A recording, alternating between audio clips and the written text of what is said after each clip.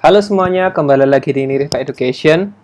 Kali ini kita masih membahas mengenai konsep dari IP routing, kemudian kita sertai dengan konfigurasi.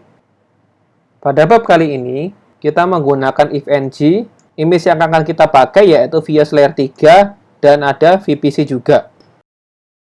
Untuk memudahkan teman-teman memahami mengenai konsep dari IP routing, saya membagi tahapannya menjadi 3. Pada topologi ini, ada 2 PC, yaitu H1 dan H2.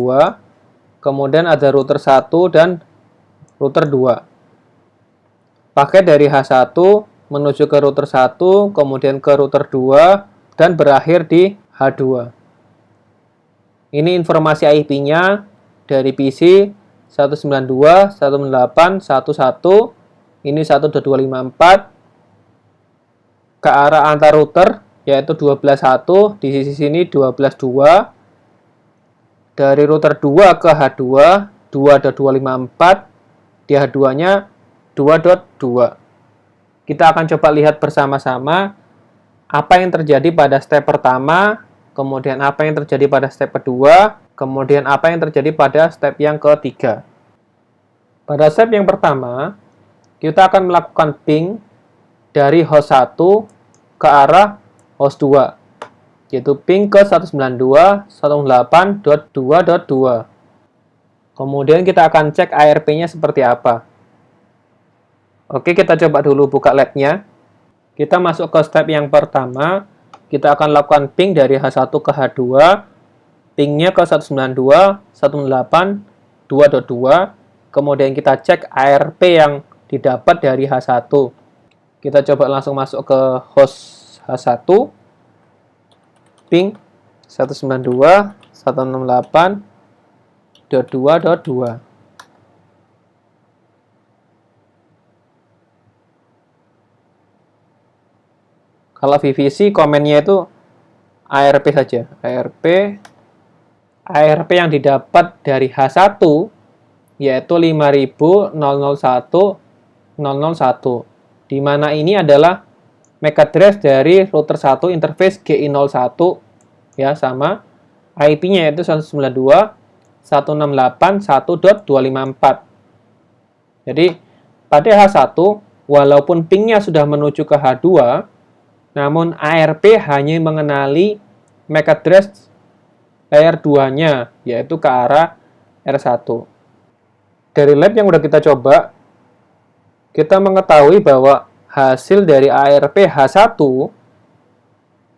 menunjukkan bahwa source MAC address-nya, yaitu source MAC address dari PC itu 005079666803. Kemudian H1 hanya mengetahui MAC address dari R1.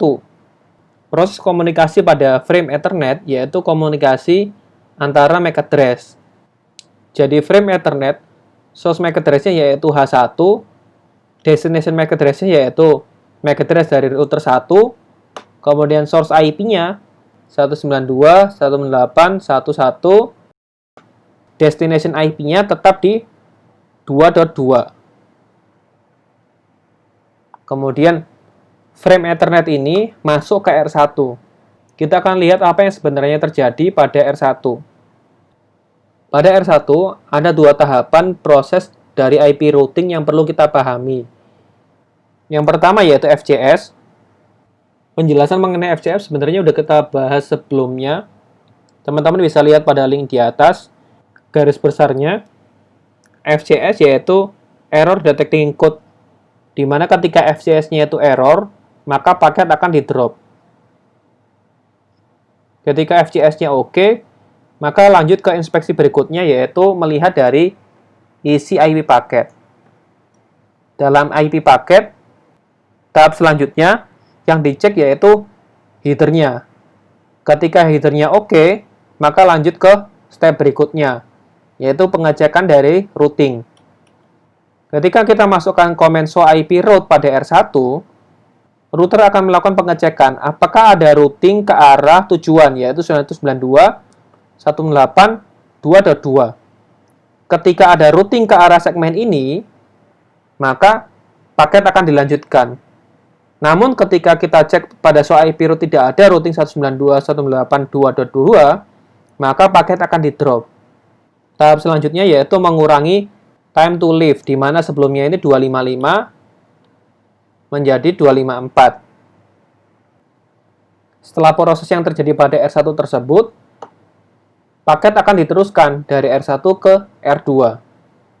Sebelumnya sudah kita sebutkan bahwa kita menggunakan komen show IP route untuk mengecek apakah tabel routingnya sudah ada, kemudian show IP ARP untuk melihat posisi MAC address-nya. Kita langsung buka saja di lab-nya. Kita masuk ke step 2. Kita akan lihat show IP route dari R1 ke arah 192.168.2.2 apakah ada. Kemudian kita cek dari R1 dia dapat ARP MAC address mana saja. Kita langsung masuk ke R1,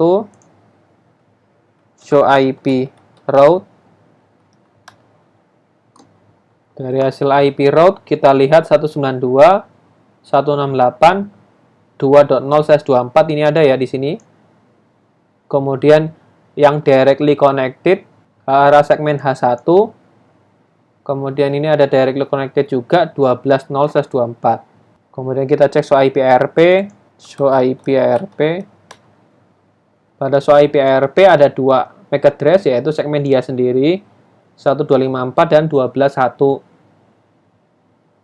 Segmen selain dia sendiri yaitu ke 192.168.11 di mana ini adalah H1 dan ke arah R2 yaitu 12.2. Di mana 12.2 ini static route ke arah 192.168.2.0.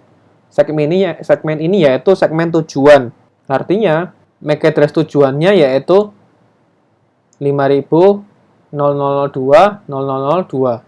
Dari hasil lab, kita melihat bahwa informasi soal IP ARP pada router R1 mengenali dua ARP, yaitu ARP dari H1 dan ARP dari R2.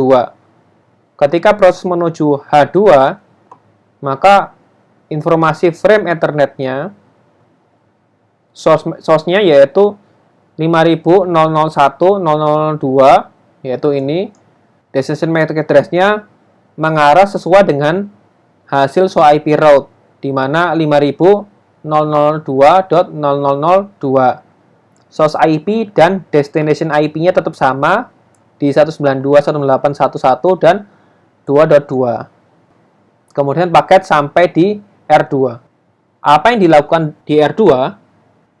Proses pada R2 sama seperti proses yang terjadi pada R1. Dicek kembali FCS-nya apakah ada error detection. Kemudian masuk pengecekan berikutnya yaitu cek IP paket. Header checksumnya seperti apa. Kalau misalkan oke, dicek tabel routingnya. Masuk ke show IP route, apakah ada 192.168.2.2. Kalau misalkan ada, maka akan dilanjutkan dengan mengurangi TTL. Kalau misalkan nggak ada, maka akan di-drop. Setelah dinyatakan destination 192.168.2.2 ini ada, maka TTL-nya dikurangin. Menjadi TTL yang sebelumnya 254 menjadi 253. Seperti yang sudah dibahas sebelumnya, komennya tetap sama. Show IP route, kita akan cek tabel routingnya ada apa enggak. Kemudian kita cek ARP dari R2. Ini hasilnya seperti apa. Kita coba buka labnya sekali lagi. Sekarang kita masuk ke step yang ketiga. Proses dari R2 menuju H2. Kita verifikasi terlebih dahulu. Show IP route dari R2. Kita cek ke arah 192.168.2.2. Show IP route. Kita cek. Ternyata segmen 192.168.2.0/24 ini statusnya directly connected. Artinya routingnya ada. Kemudian kita cek ARP-nya, show IP ARP. Di ARP kita lihat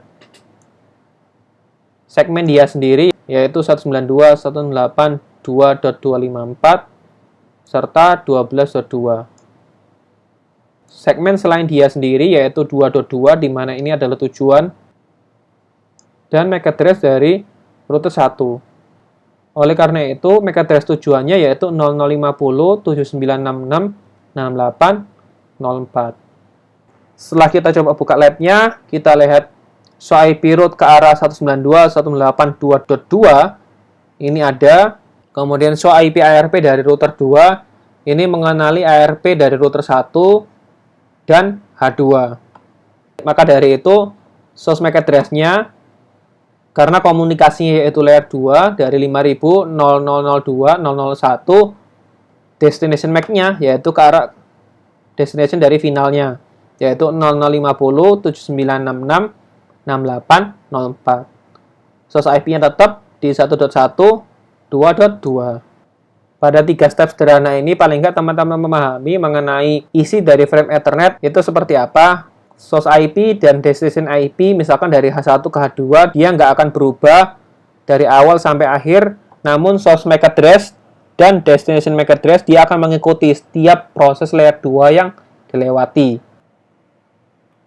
Demikian materi singkat kali ini, semoga bermanfaat bagi semuanya. Jika ada pertanyaan, silahkan tuliskan komentar di bawah. Jangan lupa like and subscribe ya. Terima kasih.